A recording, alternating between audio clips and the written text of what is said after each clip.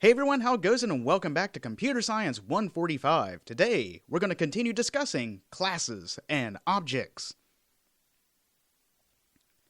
In a previous lecture, we started going over code organization. We used this in order to reuse parts of code, so we use less statements, quickly find bugs and errors, and easily extend or add functionality to our programs. Java organizes software first inside of projects, then inside of classes, and then inside of methods. We're going to continue our discussion about classes, and classes are a way that we can create classifications of objects. Instances of a class is referred to as an object. And what classes do is provide a blueprint of a class of objects. So in other words, it groups together shared qualities and shared characteristics. In terms of programming, classes combine data, in other words, attributes or properties, along with methods, the actions. It is a good idea to start thinking of classes as nouns. Anytime you're starting to develop software, if you notice that you're using a noun, it might be a good idea to create a class. That way it becomes a classification of these nouns. And also remember back, methods act as actions. They are the verbs. So for each one of these nouns, they have a series of actions that they can do. It was also recommended in a previous lecture that if you're creating a class, follow these 7 easy steps. Step 1, define the class. Step 2, create the properties, instance variables, and constants. Step 3, define constructors, a default and parameterized constructor. Step 4, create accessors for every instance variable. Step 5, create mutators for every instance variable. Step 6, create the other methods. 2 recommended ones are equals and toString. And finally, step 7, use the class to create objects. Now, let's see another example about how we can create a class.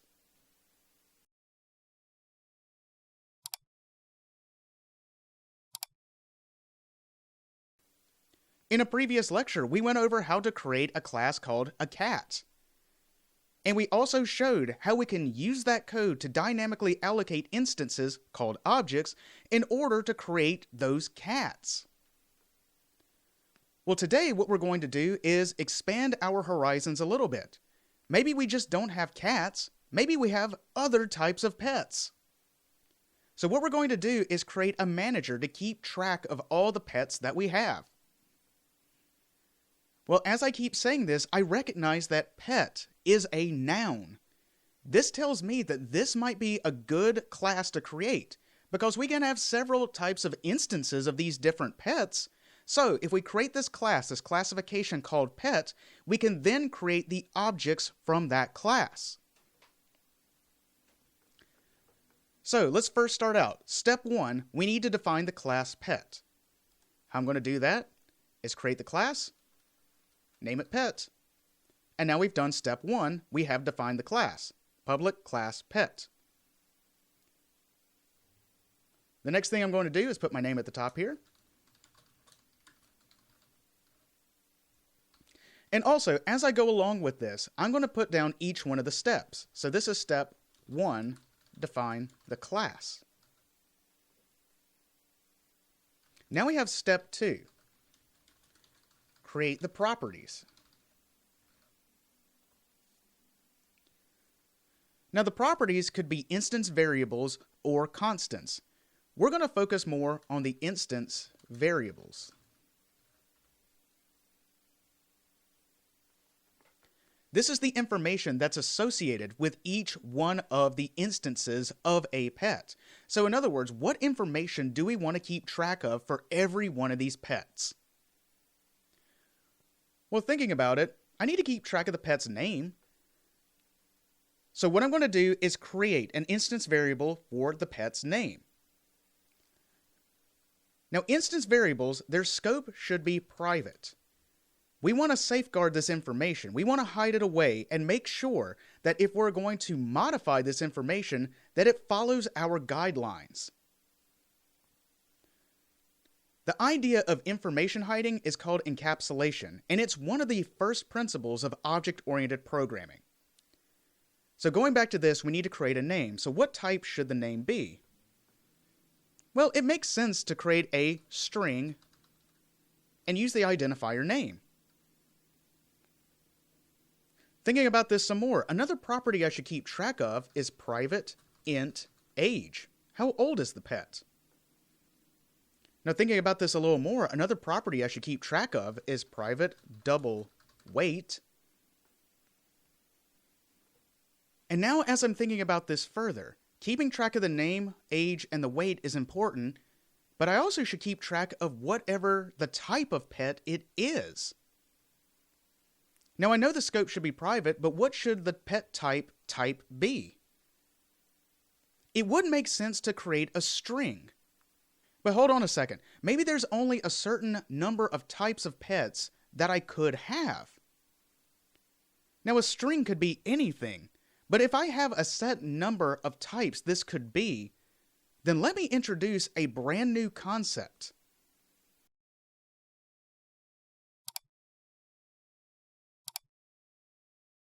This concept is called enumerations.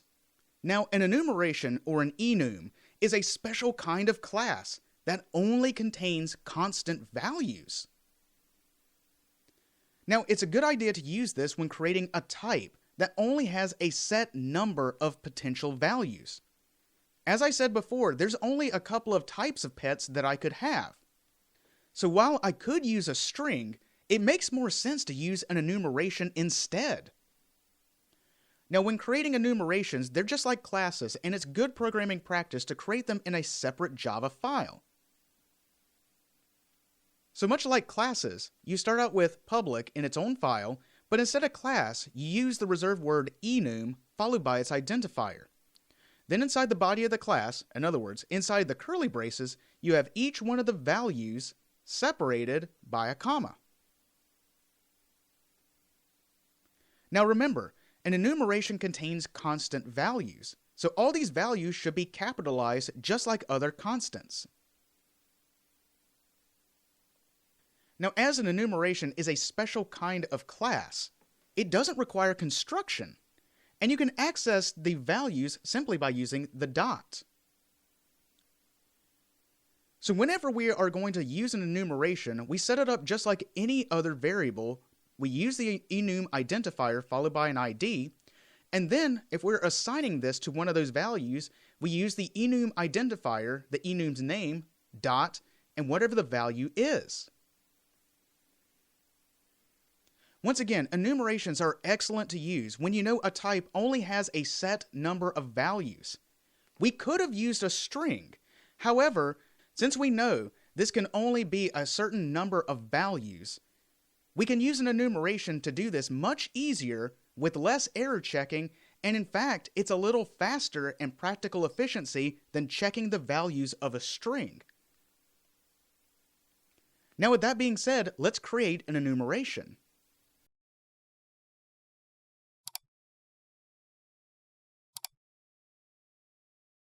Now going back to the code, what I'm going to do is this time I'm going to create a new enum.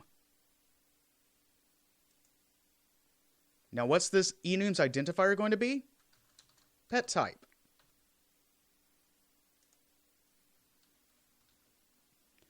And now we created the enumeration called pet type. So what kinds of pets can I have? Well, we can have a cat, we can have a dog, we can have a hamster, we can have a hedgehog. For some weird reason, we can have an armadillo. We can also have a turkey. We can have an owl.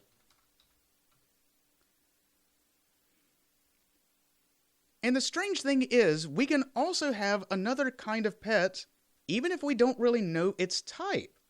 So we can have an unknown pet.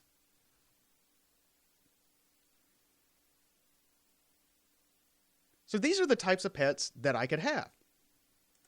And once again, I'm going to put my name at the top here.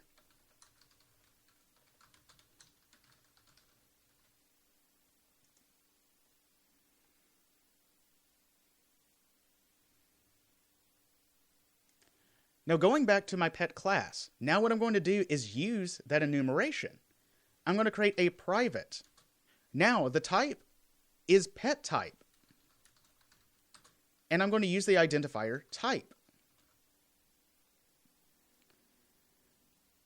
Now once again, we could have simply just used a string, but I chose to use an enumeration because the types of pets that I could have are only cat, dog, hamster, hedgehog, armadillo, turkey, owl, and maybe an unknown type of pet.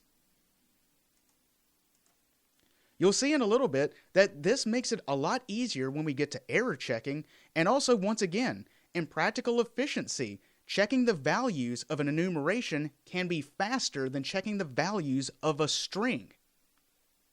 In certain programming languages, enumerations are treated as named integer values, and it is much faster to check the value of an integer versus the value of a string.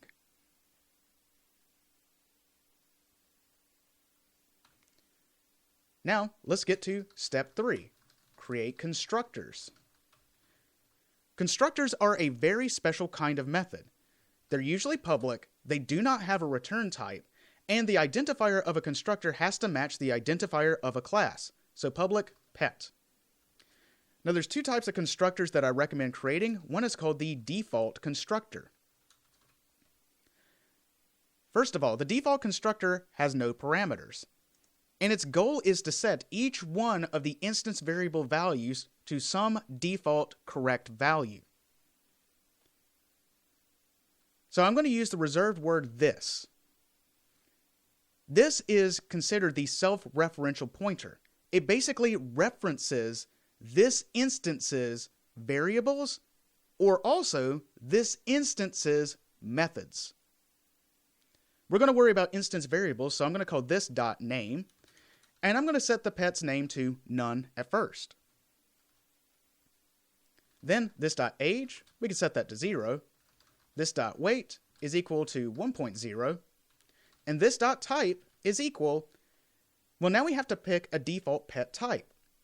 Once again, to use an enumeration, which is basically a special class of constants, we use the name, the enumeration's identifier, pet type, dot, and let's say the default value is unknown.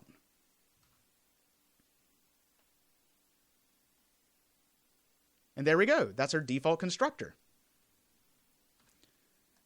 Now I'm going to create another constructor, public pet. Once again, it's public, no return type. And this one is going to be the parameterized constructor. We use a parameterized constructor to both construct a new instance of this class, but also set all of its values. So this requires having a parameter for each one of the instance variables. So the first one is going to be string, an for a name, int na for an age, double aw for a weight, and pet type at for a type.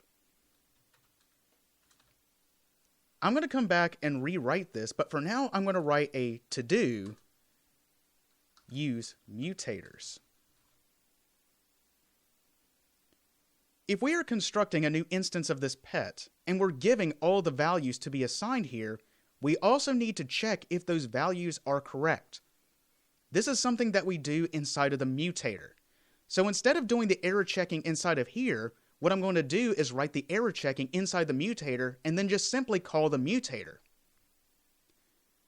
This saves us time because we have to write less code. We could simply use something that we have already written. But as we haven't written it yet, we'll come back and do that. Step 4. Create accessors. Each one of the instance variables scope is private, so we have no way to access any of these values outside of this class.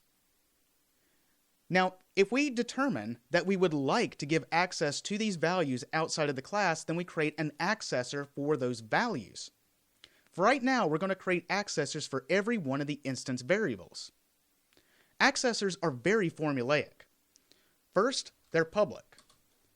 Then, I'm going to create an accessor for name, And the return value of an accessor has to match the type that this value is. So public string, accessors usually start with get, followed by the identifier, name, and accessors have no parameters.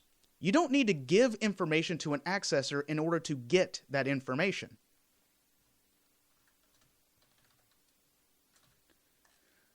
Then all we have to do is return. Now remember, as this method has a non-void return type, we have to use the word return in order to return some kind of value. Now I'm going to return a reference to my name, and I'm going to use this.name. And that's how we create an accessor for the name. Now we're going to create accessors for the rest of the instance variables, age, weight, and type, and it's just going to follow the exact same formula. Public int get age. Now we have to return this.age. Public double get weight. Return this.weight. Finally, public. If we're going to get the type, what is the type of type? Well, it's pet type. Get type, and we're going to return this.type. Once again, accessors give access to each one of the instance variable values outside of this class. They start out with public, whatever the instance variable type is, get the identifier, and then you just return this dot whatever the instance variable's identifier is. This also includes if we create our own types like this one. Next, step 5. Create mutators. Mutators allow us to modify the values from outside of this class. However, before we modify the values, we have to validate if that value is correct. Mutators have a very simple formula, much like an accessor. They start public void. You're not returning a value, what you're doing is setting a value. Public void set. We're going to create a mutator for every one of our instance variables, so the first one is going to be name. Now, as we have to provide information to the method, we need to provide this information through the parameters. So I need to pass in string an for a name.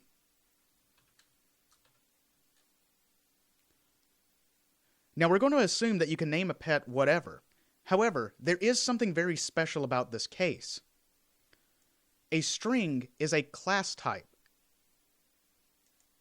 Now, as we know, this identifier right here, all it holds is a reference in memory. We understand that there is a very special memory address that we need to look for. In other words, we want to make sure that if we're going to set this pet's name, that this value right here has been created. In other words, we have to make sure that this value is not null. We want to make sure that the name is at least set to something. So if an is not equal to null, now notice, yes, this is a class type, and it's always been recommended that you use the dot equals method in order to compare the contents of a class type. But we're not comparing the contents, we're comparing the memory address. This is why I can use not equals or double equals to compare it to null, because this is a memory address. And this is a special memory address that means nothing. It means it has not been created, it has not been constructed in memory.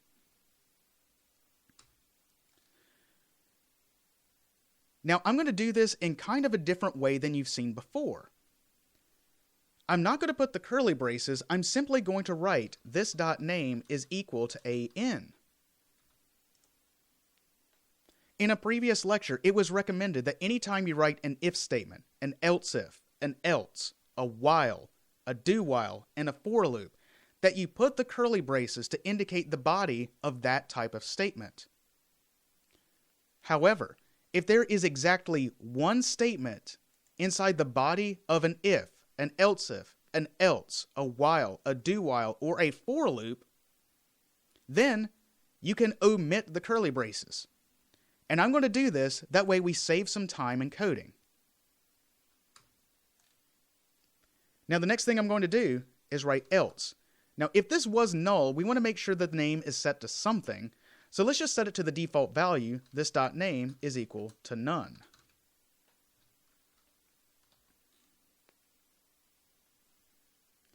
Mutators allow us to modify values from outside the class, but if we're going to modify those values, we need to validate if that parameter is even correct before we set that value. It is a good idea to error check because you want to make sure your code behaves the way that you intend it to behave. Now let's do the same thing for age. Public void set age int NA and age. And now we need to validate whether or not this parameter is correct. So if NA is greater than or equal to 0, then we're going to set this dot age is equal to the parameter NA. But if that's not true, this dot age is equal to 0. Next, public void set weight double AW. And in this case, if AW is greater than 0, then we can set this dot weight is equal to AW. Otherwise, this dot weight is equal to 1, the default value. Next, public void set type. Well, we need to pass in an instance of a pet type, AT. Now in Java, enumerations are a special kind of class. And just like the other class types, I need to make sure that this even exists. So the first thing I'm going to check is if AT is not equal to null. Then I can set this dot type is equal to AT. But otherwise, if it is null, we still need to set it to something. So we're going to set this dot type is equal to the pet type unknown, as that was the default value. Then we get to step 6. And this was the other methods. There were two in particular that I heavily recommended that you write always. ToString and dot equals. Let's start with ToString. It starts public string ToString no parameters. The purpose of this method is to return a string that is related to this instance. What I'm going to recommend is you return a string with all of the properties concatenated together. So return this dot name, and to keep it simple, we'll just add a space. Then we're going to add this dot age, add a space. Then we're going to add this dot weight, add a space. And then this dot type. Now we could also make this look a little nicer, but we're just going to keep it simple for now. The other method is equals. Now as this is a class type, if we want to compare the values, the contents of this, then we need to use a method in order to do that. So what we're going to do is create this equals method to check this pet's name, age, weight, and type versus another pet's name, age, weight, and type. Dot equals starts out public boolean and then equals. Now what am I comparing this pet to? Another pet. We'll say AP for another pet.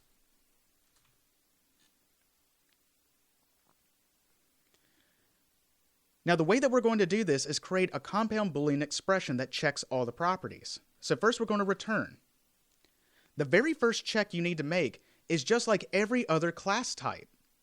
You need to make sure that this even exists. So AP is not equal to null.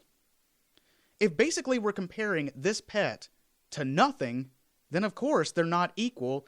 This is going to evaluate to false initially, and then it's just going to ignore the rest of the checks, as Java short circuits. Now after we have checked if this other pet even exists, now we need to check each one of the properties. And we're going to check this dot name. Now we know that the name is a class type, so we're going to use its .equals method in order to compare this other pet's name. But hold on a second, how do we get this other pet's name? Well, I just said it. We can use the accessor, ap.getName. And this .age. Now, as this is an integer, we can use double equals. As it's a primitive type, it's just a simple value. And now we need to get another pet's age, ap.getAge. And this .weight is equal to ap.getWeight. And this .type. Now here's the interesting thing about an enumeration. You can actually use double equals to compare them without having to use the .equals method. As each one of these are constant values, all we need to do is use this. Now we could call ap.getType. And now this is the .equals method. And we're pretty much done defining this class. Oh, wait a second, there's something I forgot to do. After I wrote my mutators, and don't forget this, make sure you fill in the parameterized constructor, that way we can set these values.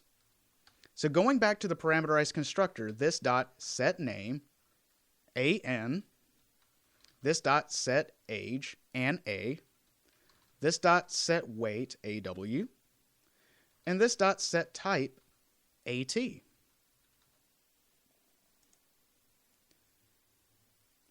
And now, what I'm doing is I wrote every one of these mutators with error checks inside of it.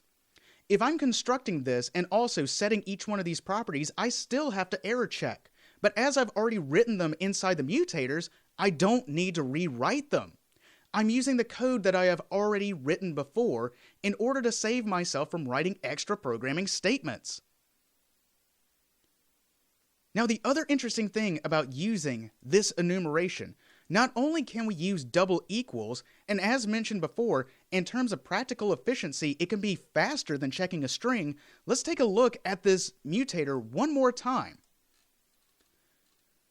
Now, scrolling down to here, all I need to check for is if this is null. But imagine if I had used a string. If I had used a string, I would also need to verify if this was a cat, dog, hamster, hedgehog, armadillo, turkey, owl, or unknown. I would also have to include every one of those checks inside of here instead of just doing it this way.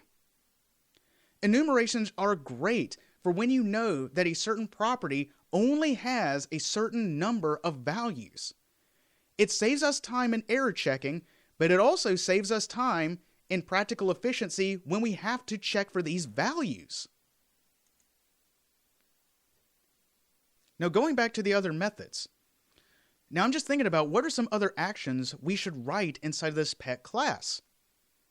Now when I'm thinking about these actions, I like to give my pets compliments. So maybe that's an action that we need to write inside of this class. So let's think about this. Let's make this public. That way, giving this pet a compliment is going to be accessible outside of this class. Then it's not going to return anything. We're going to say void. And I'm going to name this method, let's just say give compliment. And let's say that this has no parameters. Now what does the pet do when you give it a compliment? System.out.println, let's say this.name reacted with joy.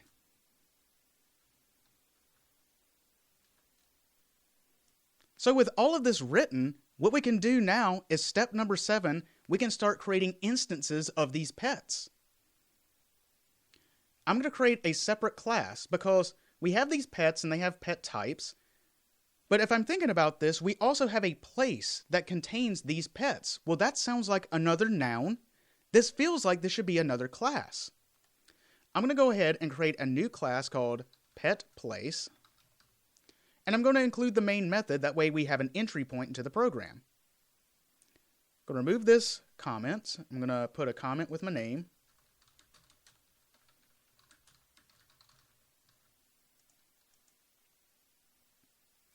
And now I'm just going to create a couple of pets. Pet01 is equal to new pet. I'm going to call its default constructor. Now to just show what happens, system.out.println pet01. When I run this, well, it prints out all the properties because it's assumed this calls its toString method, which returns the string with the name, the age, the weight, and the type.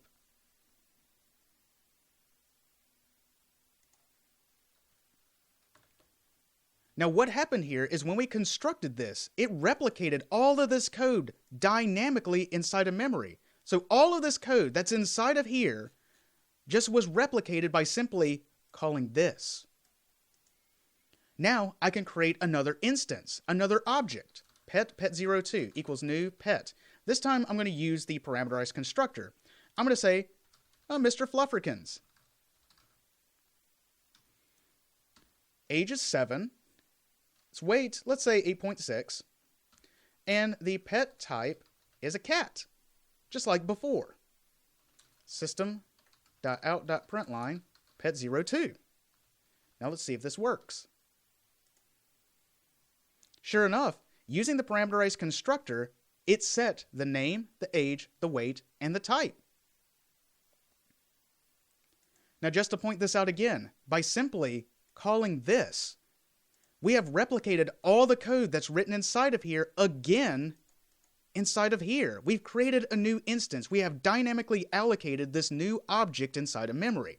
And we could do that again even. Pet03 equals new pet. Now this one is going to be, I don't know, Rufles. Age is 3, weight, let's say 15, and the pet type is a dog. System.out.println pet03. See what happens? Sure enough, it set all the properties, but more importantly, by using this code, we have now replicated everything. We've copied everything inside of this class over again inside of memory. Now let's try this. Pet02.giveComplement. Let's call this other method and see what happens. Well, Mr. Flufferkins reacted with joy. Now this can be sometimes true for a cat, but in this universe, we're just going to assume that it's true. Now hold on a second. As I start thinking about this more, I'm realizing that maybe I give multiple compliments to a pet. So it's not just like, who's a good creature? But, you know, sometimes you're sitting there and you're talking to the pet and you're like, who's a good creature? Who's a good creature? Okay, you keep saying it over and over again, so maybe I'm not just going to give one compliment, maybe I need to give multiple compliments. Well, the more I'm thinking about this, maybe what I need to do is create a different version of that exact same method, but in this case, we're going to give multiple compliments. Before we do that, let me introduce a new concept.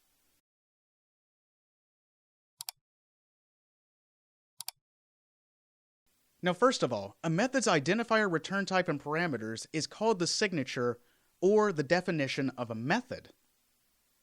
We can do what's called overloading methods by using the same identifier, the same return type, but with different parameters.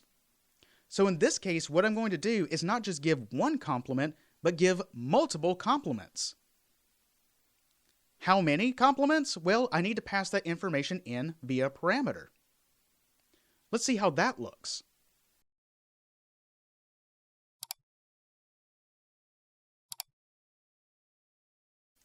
Going back inside the pet class, what I'm going to do is overload this method by changing up the parameters. So in this case, I'm going to call public void give complement, and this time I'm going to pass in the parameter int c for the number of compliments that I'm going to give the pet.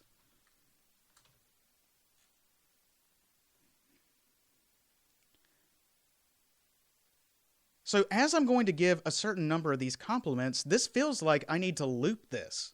How many times? Well, by this given number. Well, hold on a second. If I know the number of times that a loop's body needs to run, this indicates this might be a good idea to use a for loop, as it is a counting loop. So I'm going to create for int I is equal to 0. I is less than c, I++. So if this c was 3, this loop runs I is 0, 1, 2, in other words, 3 times. Because 3 is not less than 3, so 0, 1, 2, that's 3 times. Now hold on a second. I'm going to give basically the same complement over and over and over again. And I've already written the method give complement once before. Well, this isn't going to change. Only thing that is going to change is the number of times that it is called. So in fact, what I could do is reuse this by calling this.giveComplement. Now you may also notice I did not put the curly braces because this for loop has exactly one statement inside of it. Now, for an if statement, an else if, an else, a while, a do while, or a for loop, if it has exactly one statement inside the body, you do not have to put the curly braces. But if you do want to include the curly braces, go ahead and do that. That's part of discovering your programming voice. Do what works best for you. Now going back inside the pet place, now what I'm going to do is pet 03 Rufles, I'm going to give, let's say we're going to give them 3 compliments. Now running this, you can see this printed out 3 times because we used the overloaded version of this other method. Now, in this lecture, we have continued our discussion on classes. We use classes to create instances that we call objects. These objects are dynamically allocated into memory. In other words, the code written inside of a class is replicated inside of memory every time we construct a new instance of that class. We do this to organize our code. That way we end up writing less code in the long run. In this example, we created 3 versions of pets. And all the code that we wrote inside the pet class was replicated dynamically 3 times over. Also, we introduced the concept of an enumeration, which is a special kind of class that only contains constant values. And we use enumerations whenever we know that there is a certain type that can only have a certain fixed number of values. Furthermore, we introduced the idea of overloading methods, where we have the exact same method definition, but a different number of parameters. That way it behaves slightly differently. Now, with all of that being said, I'll see you next time.